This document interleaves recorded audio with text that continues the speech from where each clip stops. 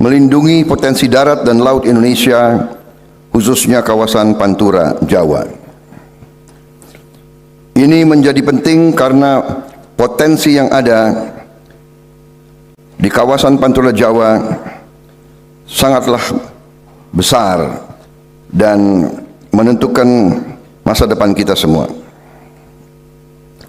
Para peserta seminar sekalian, tadi disampaikan oleh Bapak Menko Perekonomian bahwa Jawa masih menyumbang lebih dari 50% produksi domestik bruto kita.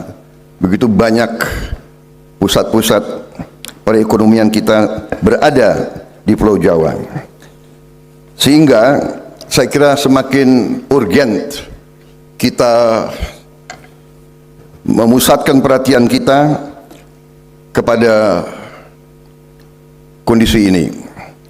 Saya ingin menyampaikan latar belakang bagaimana saya merasa terpanggil untuk lebih memusatkan perhatian kepada masalah Giant Seawall ini. Sesungguhnya masalah Giant Seawall ini sudah dibahas berapa belas tahun yang lalu. Kita sudah bahas, sudah banyak disampaikan tentang hal ini, dan tentunya kita berterima kasih kepada kementerian-kementerian, lembaga-lembaga yang selama ini meneruskan pengkajian tentang gagasan besar Giant Seawall ini. Tetapi kita, terutama pribadi-pribadi seperti saya sendiri yang tidak terlibat langsung dalam pembahasan dan pengkajian tersebut, seolah-olah masalah Giant Seawall ini yang merupakan jawaban terhadap fenomena naiknya permukaan laut, terjadinya abrasi, terjadinya hilangnya banyak lahan-lahan kita, dan terutama kualitas hidup sebagian rakyat kita yang sungguh-sungguh mengenaskan dan sama sekali tidak manusiawi dan tidak boleh kita menganggap sebagai hal yang lumrah atau hal yang bisa kita toleransi untuk 5, 10, 15 tahun yang akan datang.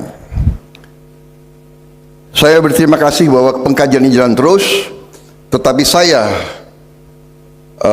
sebagai orang yang tidak langsung terlibat, tapi sekarang saya sebagai seorang unsur pimpinan dalam pemerintah ini, beberapa kali saya mengunjungi kawasan-kawasan tersebut. Sudah berapa tahun saya kunjungi. Terus terang aja, bukan kapasitas sebagai Menteri Pertahanan, tapi kapasitas saya sebagai pemimpin politik.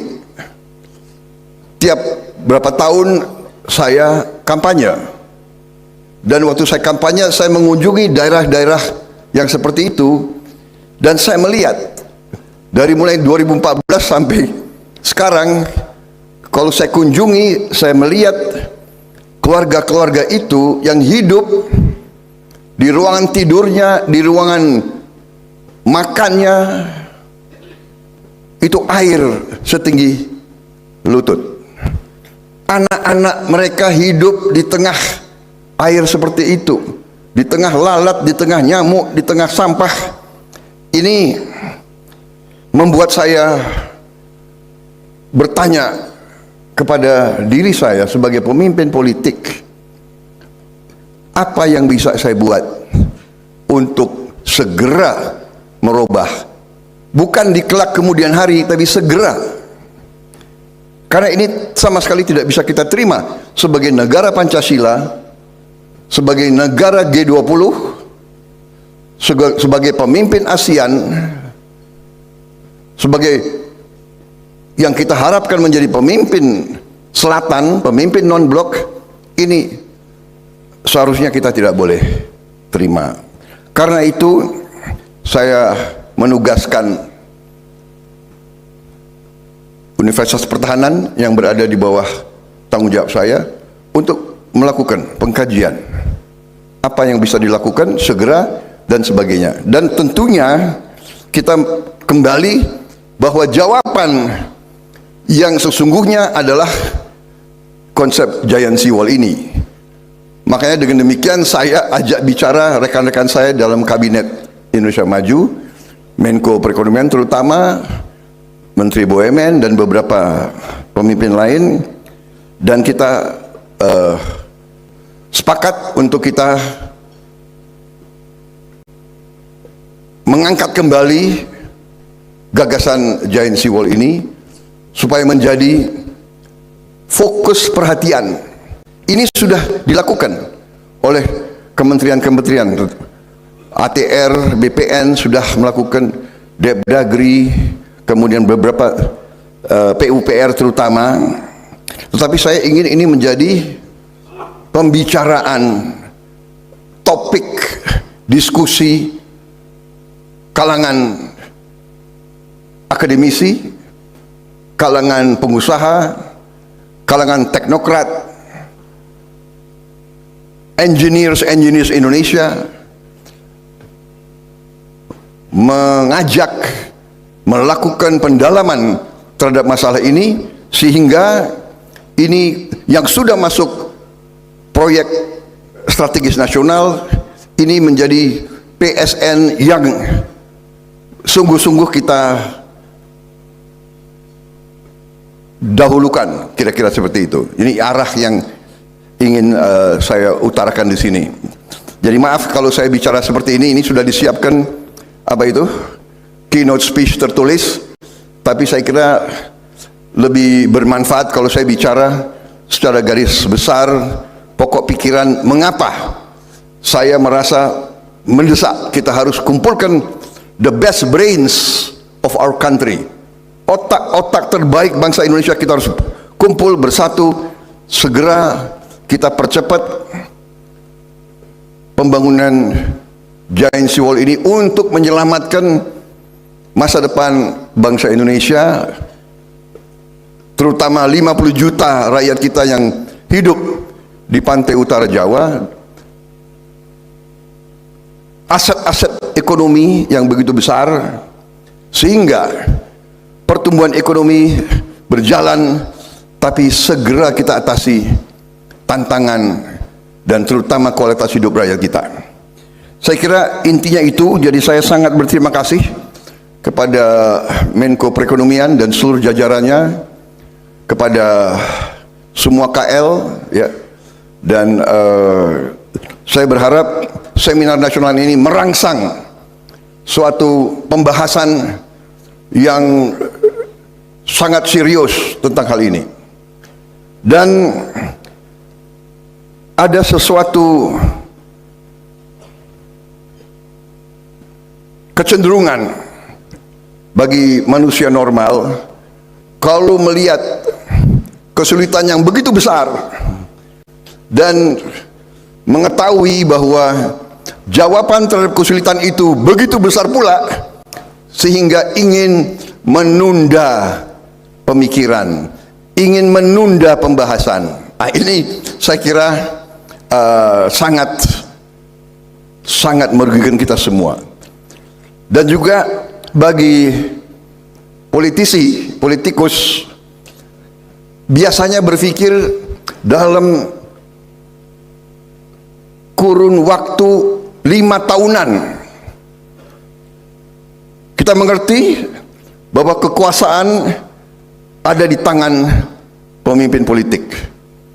Kita mengerti bahwa negara berjalan dalam sistem politik melalui partai-partai politik yang partai-partai politik itu diawaki oleh politisi, dan politisi itu berpikir 5 tahunan karena dia akan berkuasa atau tidak berkuasa 5 tahunan. Masalah giant seawall mungkin nanti para engineers, para pakar akan faham dan akan menyampaikan. Saya yakin masalah seawall ini mungkin membutuhkan waktu 40 tahun mungkin sampai selesai, mungkin lebih. Pengalaman negeri Belanda ya seperti itu, 40 tahun. Nah sekarang masalahnya, adakah pemimpin-pemimpin politik yang rela fokus berpikir mengerahkan segala kemampuan dalam kurun waktu 40-50 tahun?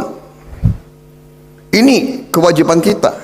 Dan mungkin seandainya Pak Erlangga, ya, para menteri sekalian, seandainya kita katakanlah mulai pembangunan besar-besaran dalam waktu-waktu yang akan datang, katakanlah 3, 4, 5 tahun akan datang, mungkin kita tidak akan lihat selesainya giant seawall ini. Berhasilnya giant seawall ini mungkin terwujud 25 tahun, 30, bahkan 40 tahun yang akan datang. Tapi disitulah tanggung jawab kita untuk generasi yang di bawah kita. Kita harus berani mulai, kita harus berani untuk mengalokasi sumber daya. Tadi kalau kita lihat untuk fase pertama saja AB itu 164 triliun, ya kan? Mungkin semuanya nanti yang saya pernah dengar itu akan memakan 50 sampai 60 miliar dolar, mungkin lebih. Nanti selalu akan ada yang mengatakan apakah bisa, ya kan? Ini masalah bukan apakah bisa atau tidak bisa, ini harus. Kalau tidak pantai utara tenggelam, ya kan? Saya kira itu yang ingin saya sampaikan. Saya juga ingin menyampaikan karena saya mengerti bahwa ini proyek tidak bisa diselesaikan dalam waktu yang cepat. Padahal rakyat kita hidup dengan kualitas hidup yang sama sekali tidak manusiawi. Jadi saya tugaskan Universitas Pertahanan untuk melakukan pilot project membuat pemukiman murah di kawasan terendam air. Jadi dua pola, satu rumah-rumah di atas panggung yang merupakan kearifan nenek moyang kita, kan begitu, ya kan? Kalau tadi berapa, 25 cm setahun, berarti kalau 20 tahun berapa itu? 500 cm. Berarti panggung ini harus bisa di atas genangan setinggi itu. Yang kedua polanya adalah rumah terapung, rumah murah terapung. Dan kita sudah menemukan prototip dibantu oleh PT PAL yang ahli kapal, PT LAN dengan para engineers dari Universitas Pertahanan. Kita menemukan dua prototip rumah murah terapung yang nilainya adalah 130 juta rupiah satu rumah. Sudah termasuk solar panel, tenaga surya, sudah termasuk septic tank, sehingga dia bisa hidup off grid tanpa tergantung PLN, dan dia bisa hidup dengan sanitasi yang bersih, dengan teknologi bioteknologi yang modern, mikroba dan sebagainya. Dan ini kita sudah mulai prototipnya, dan untuk demikian saya memberi anggaran, saya kasih sedikit spelling, ya kan? Perencanaan mereka bagus, 130. Saya bikin, sudah, saya kasih anggaran lebih 150, ya kan? Daripada, ya kan? Kita ini sudah lama jadi orang Indonesia di sini, ya. Walaupun ada beberapa orang asing, nggak apa-apalah, ya kan? Budaya Indonesia itu suka markup, ya, sekalian aja saya kasih spelling yang sah, jadi dia nggak usah tipu-tipu, ya kan? Lebih baik kita terbuka, kasih spelling, bikin yang terbaik untuk rakyat kita segera. Jadi dengan demikian 150 juta hitungan saya bisa dipakai mereka ini selama 10 tahun atau 15 tahun. Kalau 10 tahun berarti 150 juta, 15 juta setahun untuk satu keluarga hidup dengan bersih, hidup dengan sehat, anak-anaknya tumbuh dengan baik, sambil gagasan besar ini kita jalankan. Pada saat ini jadi, ya mereka akan dipindahkan. Jadi kita ingin nelayan-nelayan kita ingin mereka-mereka yang hidup dari laut, hidup di pantura, hidup layak sebagai warga negara bangsa yang terhormat. Dan ini tujuan kita, ini tujuan pemerintah kita ini, Koalisi Indonesia Maju. Semua menteri bekerja ke arah situ, dan kita sudah buktikan. Menteri KKP sudah buat desa nelayan contoh yang sangat modern, sangat manusiawi. Kita berharap replikasi di mana-mana seperti itu. Jadi saudara-saudara, kira-kira demikian yang bisa saya sampaikan, dan tentunya saya berharap nanti tokoh-tokoh, pengusaha dan sebagainya, kalau ingin sedikit membantu, ya mungkin ikut dalam proyek yang saya sedang mendorong, juga supaya nanti kementerian-kementerian lain juga ikut mendukung dengan regulasi dan sebagainya, supaya kita segera merubah kualitas hidup sebagian rakyat kita. Tidak mungkin kita buat sekian puluh ribu rumah dalam waktu sekejap, tetapi lebih baik kita mulai daripada kita tidak mulai sama sekali. Lebih baik kita berusaha daripada tidak berusaha sama sekali. Saya punya suatu pandangan filosofi bahwa kita tidak boleh menyerah, apalagi menyerah sebelum berjuang. Ini adalah tugas mulia kita bersama.